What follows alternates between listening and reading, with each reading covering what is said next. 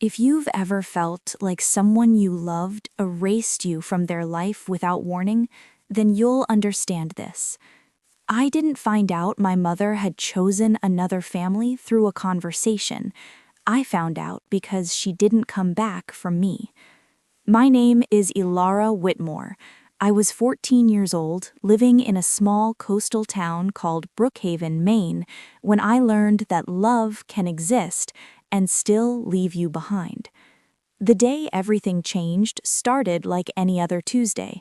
I woke up late, my alarm buzzing angrily on the nightstand beside my bed. The house was quiet, too quiet. Usually, my mother would already be in the kitchen by then, humming softly while making coffee, the smell drifting down the hallway. That morning, there was nothing. No sound, no smell. Just silence. I remember calling out, "Mom?" while pulling on my hoodie. No answer. At first, I didn't panic. My mother, Rachel Whitmore, worked irregular hours as a dental assistant, and sometimes she left early without waking me. But something felt off. Her bedroom door was open, the bed neatly made, like she hadn't slept there at all. That's when I noticed her suitcase was gone. Not her overnight bag, her big one, the one she only used when we traveled. My stomach tightened. I checked the kitchen counter. Her phone charger was missing, so was her favorite mug, the chipped blue one she refused to throw away. On the fridge, there was no note, no reminder, no explanation, just an empty space where her presence used to be. I went to school anyway.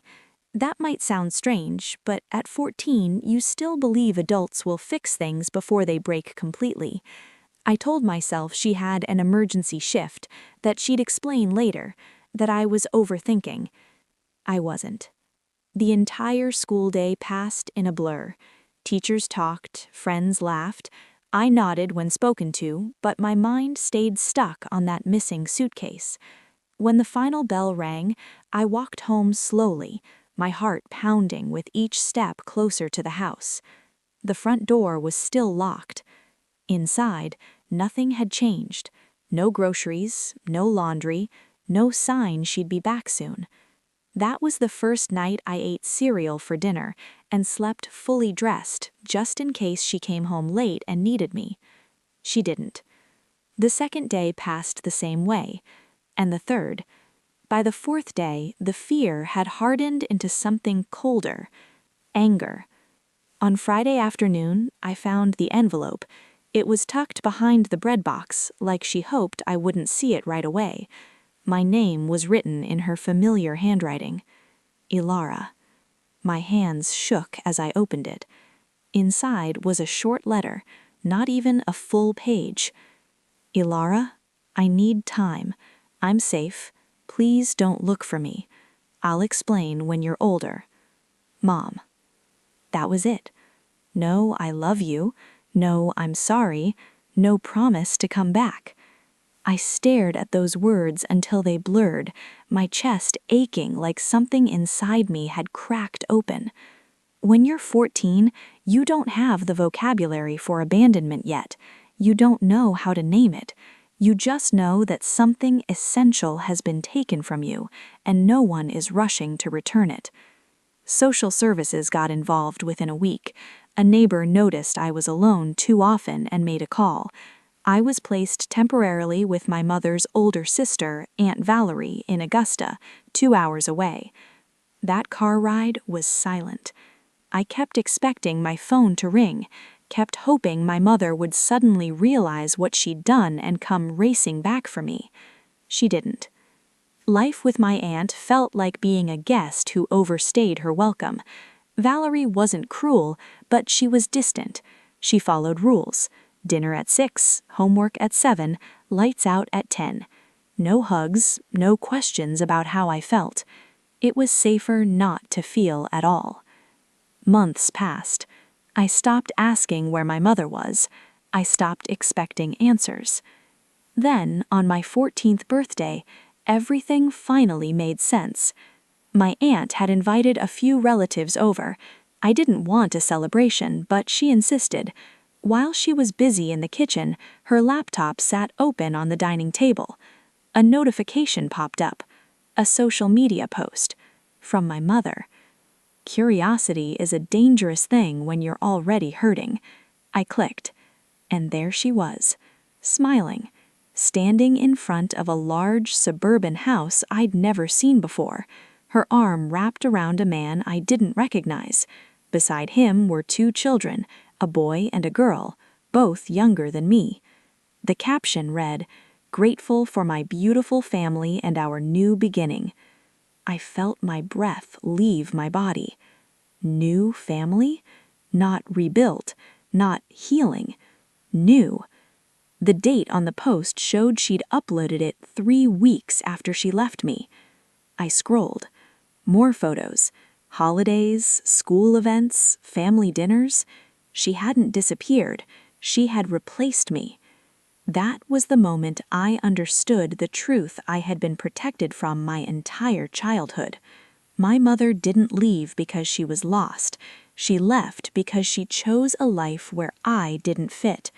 And standing there, staring at her smiling face on that screen, I realized something that would change me forever. I wasn't abandoned by accident. I was abandoned by choice. After I saw that photo, I didn't scream. I didn't cry. I didn't even move. I just stood there in my Aunt Valerie's dining room, staring at my mother's smiling face on a laptop screen that felt like it was burning straight through me. Her hair looked healthier, her skin looked brighter. She looked happy, happier than I had ever seen her when it was just the 2 of us. The sound of dishes clinking in the kitchen pulled me back to reality. I quickly closed the laptop and stepped away, my heart pounding so hard I thought I might faint. My legs felt weak, like they didn't belong to me anymore. That night, I locked myself in the bathroom and finally cried. Not loud, dramatic sobs, the quiet kind. The kind where your chest hurts because you're trying not to make a sound. The kind where you press a towel against your mouth so no one hears you fall apart. I kept replaying the caption in my head, "Grateful for my beautiful family." I wanted to scream at the mirror. What was I then? The next morning, I didn't mention the post to my aunt. I didn't ask questions. I didn't confront anyone. I did what I had learned to do best since my mother left. I swallowed it. But curiosity is relentless when mixed with pain. Over the next few weeks, I found ways to secretly look at my mother's social media, late at night, early mornings, whenever the house was quiet. Every scroll felt like reopening a wound that hadn't even begun to heal. I learned his name, Thomas Hale, mid-40s, financial consultant, widower. And the children? Noah, 10, Sophie, 8. They lived in West Hartford, Connecticut, 3 states away.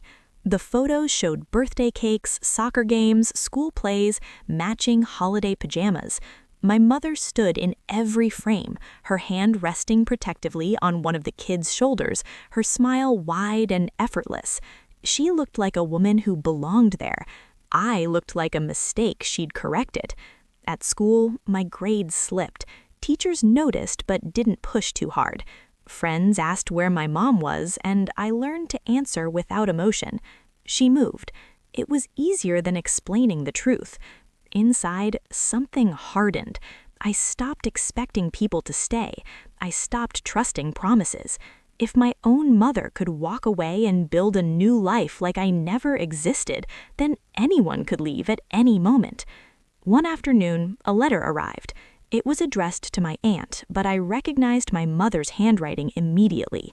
Valerie opened it at the kitchen counter, reading silently. I watched her face change. Confusion, irritation, then something close to guilt. "She wants to talk to you," my aunt said finally, handing it to me. I didn't open it right away. My hands shook just holding it. When I did read it, my mother's words felt carefully chosen, like she was afraid of saying the wrong thing, but not afraid enough to come back. "Ilara, I know this is hard. I didn't plan for things to unfold this way. I'm building stability now, a better environment. I hope one day you'll understand why I had to make this decision. Love, Mom." I stared at the sentence that hurt the most. A better environment. Better than me. Better than me. Better than our tiny apartment. Better than our struggles. Better than being my mother. That night, I finally asked my aunt the question that had been burning inside me. "Did she plan this?" I asked quietly. Valerie hesitated. That pause told me everything. "She met Thomas before she left," my aunt admitted. "They reconnected months earlier. She told me she was thinking about starting over." Starting over, as if I were something she could erase with a clean slate. "She asked me to take you if things worked out," my aunt added softly. I felt something inside me snap. So she already knew, she already chose them? My aunt didn't deny it. That was the night I stopped missing my mother. Missing someone implies they were taken from you unwillingly. She left willingly. A few weeks later, my mother finally called. Her name lit up my phone screen like a warning. I almost didn't answer. Almost. "Hi, Ilara," she said, her voice warm, familiar, and painfully unchanged. "I've been thinking about you." I wanted to laugh. I wanted to hang up. Instead, I said, "I saw your family." Silence.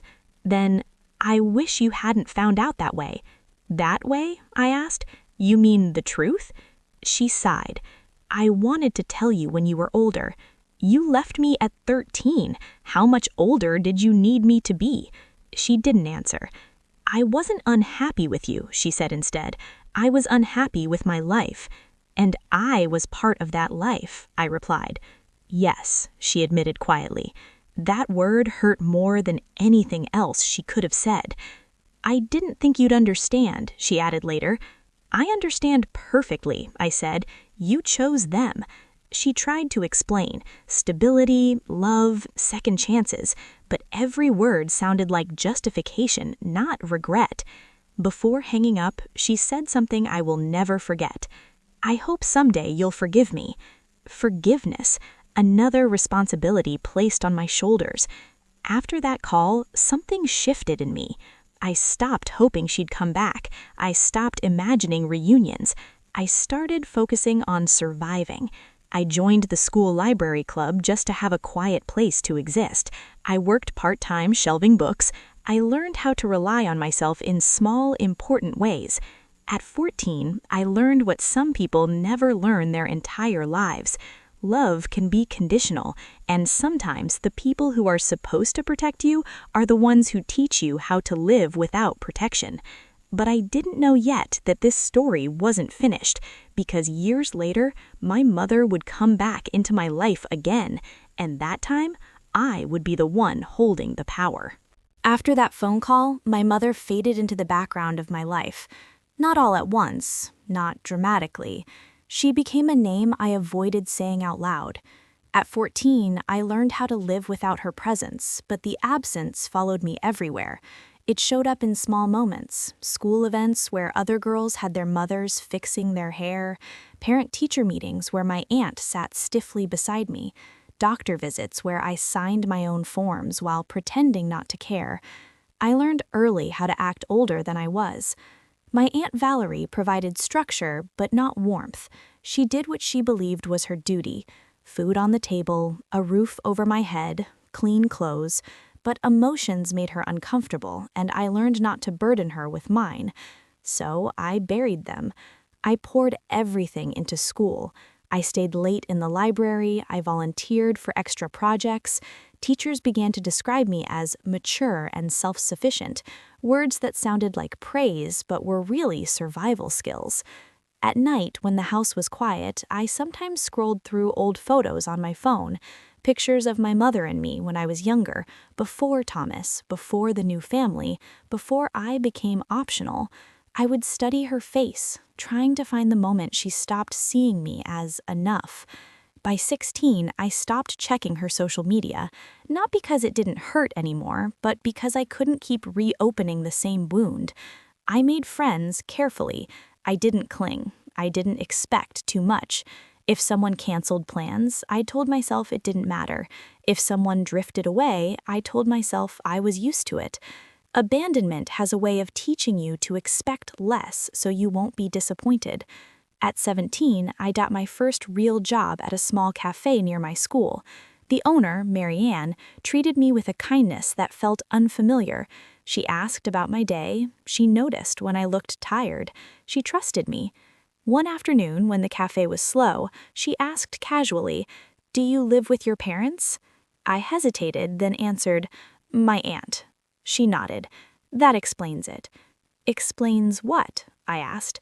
She smiled softly. "You carry yourself like someone who had to grow up early." That sentence stayed with me. By the time I turned 18, I had built a life that didn't include my mother. I graduated high school with honors and earned a scholarship to a state university in Portland, Maine.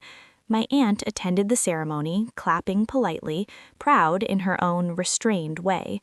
My mother sent a card. Just a card. Inside, she wrote, "I'm proud of you. I always knew you'd do well." I didn't respond. College was freedom. For the first time, I lived somewhere that held no memories of her. I introduced myself simply as Alara, not someone's daughter, not someone's leftover responsibility. I studied sociology, drawn to understanding families, relationships, and the choices people make. I built friendships slowly but deeply. I learned how to trust people who showed up consistently. I learned that chosen family could sometimes feel safer than the one you were born into. Years passed. Then, during my junior year, my phone rang with a number I hadn't seen in a long time. My mother. I stared at the screen for a long moment before answering. "Hello?" I said, my voice steady. "Alara," she said, and I could hear the strain in her voice immediately. "I'm sorry to call like this. I didn't know who else to reach out to." Something in her tone made my chest tighten. She told me Thomas had passed away suddenly, a heart attack. The house was quieter now. The children, her children, were struggling. She was overwhelmed. "I don't know how to do this alone," she admitted. I listened without interrupting. Then she said the words that shifted everything. "I need you." The irony almost made me laugh. Years ago, I needed her. She chose differently. Now she needed me. "I'm sorry for what you're going through," I said carefully, "but I can't fix this for you." "I'm not asking you to fix it," she said quickly. I want you back in my life."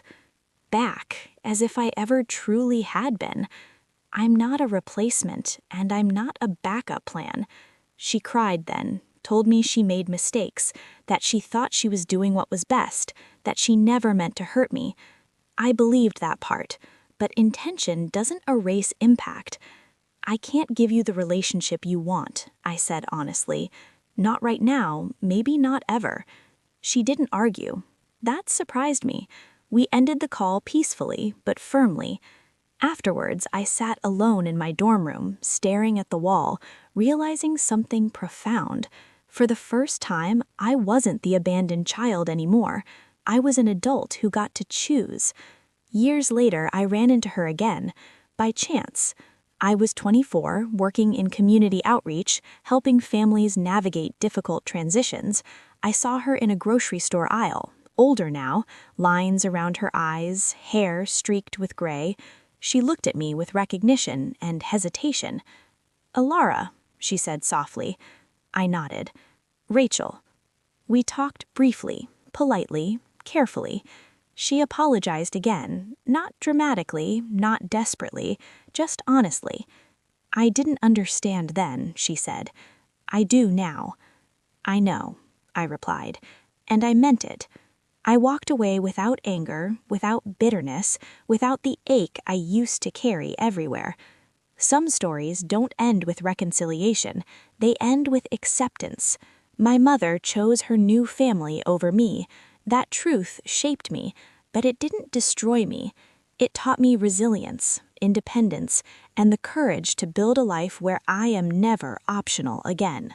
People often confuse healing with forgiveness. For a long time, I did too. After that grocery store encounter, I thought I had reached the end of my story with my mother. I felt calm, neutral, untangled from the anger that once lived in my chest. I believed that meant I had forgiven her. I hadn't. What I had done was heal. Healing meant I no longer cried myself to sleep over her absence. It meant I could hear her name without my stomach tightening. It meant her choices no longer defined my worth. Forgiveness was something else entirely. It asked for space in my heart, and I wasn't sure I had any left to give her. At 25, my life was full in a way 14-year-old Ilara could never have imagined. I lived in a small apartment in Portland, close enough to the ocean that I could smell salt in the air on certain mornings. My job in community outreach grounded me. I worked with teenagers from broken homes, kids who carried the same quiet hurt I once did.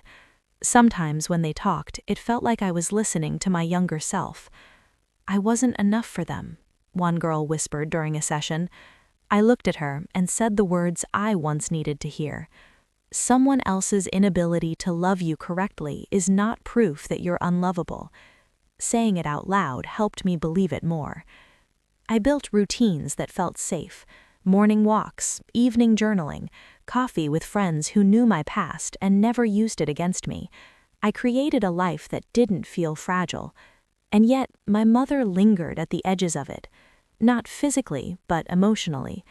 Occasionally, she would send a message, a simple update, a holiday greeting, a photo of the kids she was raising alone now.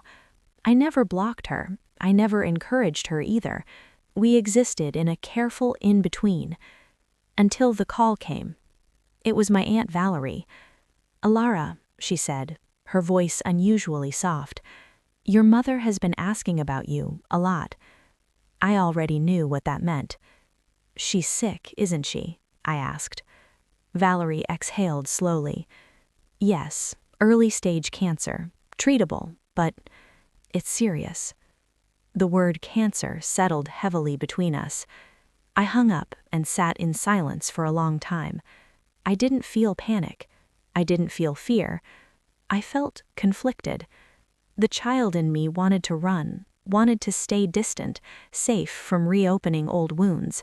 The adult in me knew that avoiding her forever wouldn't bring peace, only postponement. A week later, I drove to West Hartford, Connecticut. The house looked exactly like it did in those photos from years ago. Neatly trimmed lawn, white siding, a swing set still standing in the backyard, though the kids were nearly grown now. When she opened the door, she looked smaller, weaker. Her smile trembled when she saw me. "You came," she said. "I didn't know if I would," I replied honestly. We sat at the kitchen table, the same one I had seen in so many pictures. She poured tea with hands that shook slightly. I noticed everything. The way she avoided my eyes, the way her voice softened when she said my name. She didn't start with apologies this time. She started with accountability. "I failed you," she said quietly, "not by leaving, but by not coming back." That sentence landed differently. I thought choosing stability meant choosing happiness. I didn't understand that I was asking you to pay the price for my peace. I listened. I didn't interrupt. I didn't rush to reassure her. "I told myself you'd be better off without me, but the truth is, I was better off without the responsibility." That was the first time she said something that didn't try to soften the truth. Her tears filled her eyes. "I don't expect forgiveness. I just didn't want to leave this world without saying that." The room was quiet. In that silence, I realized something important. Forgiveness isn't something you give to make someone else feel better. It's something you choose when it no longer costs you peace. "I don't hate you," I said slowly, "but forgiveness doesn't mean we pretend nothing happened." She nodded. "I know." "I lost my childhood," I continued. "I lost a mother when I needed one most. That matters." "I know," she repeated, and this time I believed her. We talked for hours about the past, about her fear, about my anger, about the years we couldn't get back. There were tears. There were pauses. There was honesty without excuses. When I left that night, nothing felt magically fixed, but something felt lighter. Over the next months, I visited occasionally, not out of obligation, but choice. I set boundaries. I didn't become her caretaker. I didn't slip into the role of the daughter she wanted me to be. I remained myself, and she respected that. As her health stabilized, our conversations shifted. We talked about books, about work, about ordinary things. The relationship we built wasn't a replacement for the one we lost, but it was real in its own way. One afternoon, she asked, "Do you ever wish I had chosen differently?" I thought about it carefully. "Yes," I said, "but I don't live there anymore." She smiled sadly. "I'm glad you didn't let my choices ruin you." "I didn't," I replied, "but they shaped me." That night, driving back home, I reflected on the journey from 14 to now. I had been abandoned. I had been replaced, but I had also grown strong, independent, and deeply self-aware. Some people never confront the harm they cause. Some never apologize. Some never change. My mother did. Late, imperfectly, and with consequences. And that mattered. I didn't hate her because she was sick. I forgave her because I no longer needed my pain to protect me. There's a strange quiet that comes after you finish a long emotional journey. Not relief, not sadness, just stillness. That's what I felt after my last visit with my mother. I drove back to Portland late that night, the highway nearly empty, the dashboard lights glowing softly in the dark. I didn't turn on the radio, I didn't call anyone, I just let my thoughts move freely, untangled from the knots they once carried. For the first time in my life, my story felt complete. Not perfect, not happy in the way movies promise, but whole. In the weeks that followed, I noticed small changes in myself. I slept more deeply, I laughed more easily. I stopped bracing for emotional impact every time my phone buzzed with a message from her. She was no longer a threat to my peace, just a person with limits I finally understood. Forgiveness didn't feel like a dramatic moment. It felt like release. At work, I continued mentoring teenagers from fractured families. One afternoon, a 14-year-old girl named Maya sat across from me, arms folded tightly, eyes filled with the kind of hurt I knew too well. My mom left. She has a new family now. I didn't rush to respond. I let her sit in the truth of that sentence. After a moment, I said, "That hurts because it should." She looked up at me, surprised. People try to make abandonment sound reasonable, but it isn't, and it's okay to admit that. She nodded slowly. That was the moment I realized something powerful. My past wasn't just something I survived, it was something I could use, not to carry bitterness, but to offer understanding. Months later, my mother's health declined again. This time, I wasn't asked to come. I wasn't pressured. She simply sent a message. "I wanted you to know I'm grateful you came back into my life, even briefly." I replied honestly, "I'm grateful we were able to speak the truth." That was enough. She passed away quietly that winter. I cried, but not in the way I once imagined I would. There was grief, yes, but not devastation. The grief was layered, complex, and gentle. I mourned the mother I had, I mourned the mother I never got, and I mourned the years that could never be reclaimed. At the funeral, I stood at the back of the room. Thomas's children were there, older now, holding each other, grieving the only mother they truly remembered. They didn't recognize me, and that was okay. I wasn't there to reclaim a role. I was there to say goodbye. After the service, as I stepped outside into the cold air, I felt something settle inside me. Closure. Not because everything ended neatly, but because I no longer needed anything from her to move forward. Life continued. I turned 27, then 28. I moved into a brighter apartment. I adopted a rescue dog named Atlas, who followed me everywhere and reminded me daily what unconditional loyalty felt like. I built deeper friendships. I fell in love carefully and then fully with someone who showed up consistently, not dramatically. One evening, sitting on my balcony with the city lights glowing below, my partner asked me a simple question. "Do you ever feel like you were abandoned?" I thought about it. "I was," I said, "but that's not where my story ends." He waited. "I was abandoned, but I wasn't broken. I wasn't unworthy. I wasn't difficult to love. Someone else made a choice they couldn't live with, and I learned to live beyond it." That truth felt solid, like a foundation. Looking back now, I understand something my 14-year-old self never could. My mother choosing another family was not a reflection of my value. It was a reflection of her capacity. And capacity is not love. Love stays. Love explains. Love doesn't disappear and ask forgiveness later. If there's one thing I would tell the girl I was, the one standing alone in a quiet house staring at a missing suitcase, it would be this: you are not optional, not to the people who matter, not to the life you will build, not to yourself. Some people come into your life to teach you what love should be. Others come to teach you what it should never look like again. Both lessons matter. My mother chose her new family over me, but I chose myself, and that choice changed everything.